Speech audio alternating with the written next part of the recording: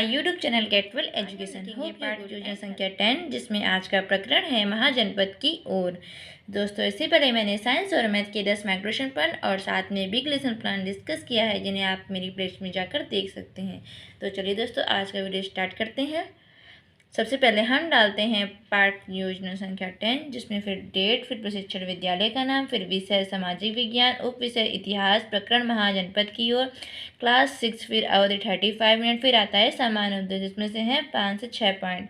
जिसमें से पहला पॉइंट है विद्यार्थी में इतिहास विषय के प्रति रुचि उत्पन्न करना। दूसरा, विद्यार्थियों में स्मरण शक्ति, चिंतन शक्ति एवं कल्पना शक्ति का विकास करना। तीसरा, विद्यार्थियों को प्रमुख ऐतिहासिक स्थलों की जानकारी एवं उनके महत्व से अवगत कराना। चौथा, विद्यार्थियों की मानसिक शक्तियों का विकास करना।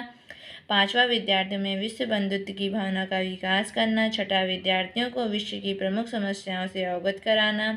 फिर आता है विशिष्ट उपदेश, जिसमें वह विशिष्ट उपदेश के पक्ष, जिसमें पहला है ज्ञान, जिसमें अपेक्षित व्यवहारगत परिवर्तन में पहला है विद्यार्थी महाजनपद नामक पाठ का प्रत्यास्मरण कर सकेंगे। दूसरा, विद्यार्थी इस पाठ से संबंधित सूचनाएं प्राप्त कर सकेंगे। फिर आता है अवबोध, जिसमें विद्यार्थी महाजनपद नामक पाठ की व्याख्या कर सकेंगे। दूसरा, विद्यार्थी इस पाठ का विवेचन कर सकेंगे। तीसरा, अनुप्रयोग, जिसमें विद्यार्थी महाजनपद नामक पाठ का विश्लेषण कर सकेंगे। फिर दूसरा आता है विद्यार्थी इस पाठ से संबंधित सामान्य निष्कर्ष निकाल सकेंगे। फिर आता है कौशल, जिसमें विद्यार्थी महाजनपद नामक पाठ का निरूपण करेंगे। फिर आता है दूसरा, विद्यार्थी इस पाठ से संबंधित सामान्य जानकारी का संग्रह करेंगे। फिर आता है पांचवा, रुचि, जिसमें विद्यार्थी महाजनपद नामक पाठ के अध्ययन में रुचि लेंगे। दूसरा, विद्यार्थी इस पाठ की जानकारी प्राप्त करेंगे। फिर आता है छठा, अभिवृत्ति, जिसमें विद्यार्थी महाजनपद पाठ का अध्ययन करेंगे। विद्यार्थी इस पाठ से प्राप्त समस्त तथ्यों का सम्मान करेंगे। फिर आता है सहायक सामग्री, जिसमें समस्त कक्षा उपयोगी सहायक सामग्री। पूर्व ज्ञान में विद्यार्थी महाजनपद नामक पाठ के विषय में सामान्य जानकारी रखते हैं। फिर आता है प्रस्तावना प्रश्न, जिसमें विषय वस्तु, छात्रदत्त प्रक्रियाएं और विद्यार्थी अनुक्रिया आता है, जिसमें से पहला विषय वस्तु है महाजनपद की ओर, जिसमें छात्रदत्त प्रक्रिया में पहला क्वेश्चन है आप किस देश में रहते हैं। विद्यार्थी अनुक्रिया में लिखेंगे कि भारत में रहते हैं। फिर आता है दूसरा क्वेश्चन, भारत के किस राज्य में आप रहते हैं, तो उत्तर प्रदेश में रहते हैं। उत्तर प्रदेश के किस शहर में आप रहते हैं, कानपुर में रहते हैं। कानपुर क्या है, कानपुर एक जिला है। इसी प्रकार प्राचीन काल में छोटे छोटे जिलों से मिलकर क्या बनता है। फिर आता है उद्देश्य कथन, जिसमें आप लिखेंगे कि आज हम महाजनपद नामक पाठ का विस्तार से अध्ययन करेंगे। फिर आता है प्रस्तुतीकरण, जिसमें आप लिखेंगे कि शिक्षण बिंदु, जिसमें छात्रदत्त प्रक्रिया में विद्यार्थी अनुक्रिया, शिक्षण बिंदु और श्याम पटका, जिसमें पहला छात्रदत्त प्रक्रिया में पहला क्वेश्चन होगा वैदिक काल में लोगों के समूह को क्या कहते थे। विद्यार्थी अनुक्रिया में होगा जन कहते हैं। शिक्षण बिंदु में होगा प्रश्नोत्तर विधि। दूसरा, जन या लोगों के रहने का स्थान क्या कहलाता है, तो जनपद कहलाता है। विधि प्रश्नोत्तर विधि होगा। तीसरा, कई जनपदों को मिलाकर क्या बनता है, तो महाजनपद बनता है। विधि यहाँ पे प्रश्नोत्तर विधि होगा। फिर महाजनपद के बारे में आप क्या जानते हैं, तो यहाँ पे समस्यात्मक प्रश्न होगा। फिर आता है पहला छात्रदत्त का कथन में कि पहला जनपद का शाब्दिक अर्थ जन के बसने की जगह, अर्थात ऐसा भूखंड जहाँ कोई जन या अपना पांव रखता है। जनपद अपनी शक्ति और सामर्थ्य के आधार पर अधिक महत्वपूर्ण हो गया है और महाजनपद के रूप में स्वयं को स्थापित कर लिया है। बौद्ध पुस्तक अंगुत्तर निकाय में 16 महाजनपदों का उल्लेख मिलता है। इनमें से 2 प्रकार के राज्य और इन महाजनपदों में 14 में राजतंत्र और 2 गणतंत्र था। इस तरह से आप मगध साम्राज्य, कौशल, अवंती, वत्स, मगध बना के चित्र चिपका सकते हैं। फिर आता है शिक्षण बिंदु, छात्रदत्त प्रक्रिया, विद्यार्थी अनुक्रिया, शिक्षण बिंदु और श्याम पटका, जिसमें से पहला शिक्षण बिंदु है जनपद, जिसमें छात्रदत्त प्रक्रिया में है जनपद का अर्थ क्या है। विद्यार्थी अनुक्रिया में होगा जन के बसने की जगह।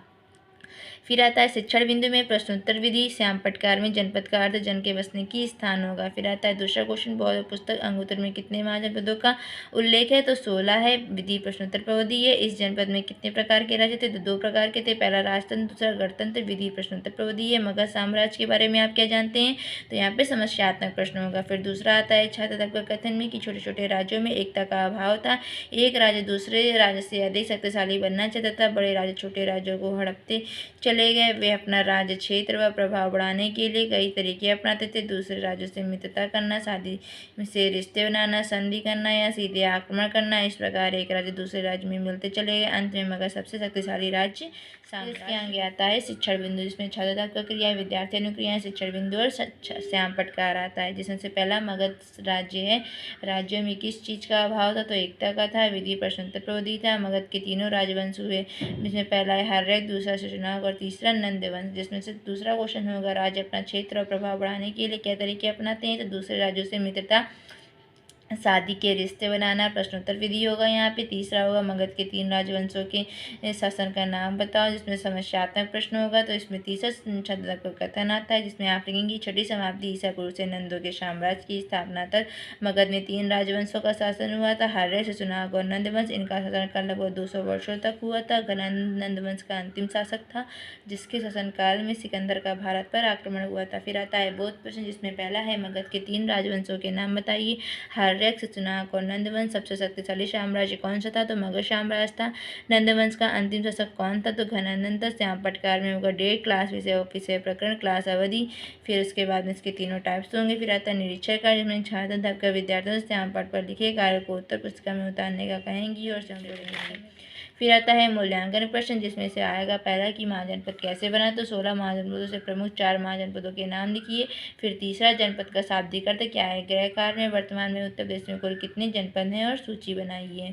इस तरह से आप 2 से 3 क्वेश्चन गृह कार्य में देंगे यहाँ पे। दोस्तों आज का वीडियो यहीं पर समाप्त होता है। अगर आपको मेरी वीडियो पसंद आए तो प्लीज़ मेरी वीडियो को लाइक करिएगा, सब्सक्राइब करिएगा और दोस्तों के साथ मेरे चैनल को शेयर कर दीजिएगा। मिलते हैं नेक्स्ट वीडियो में नेक्स्ट टॉपिक से, तब तक के लिए बाय बाय।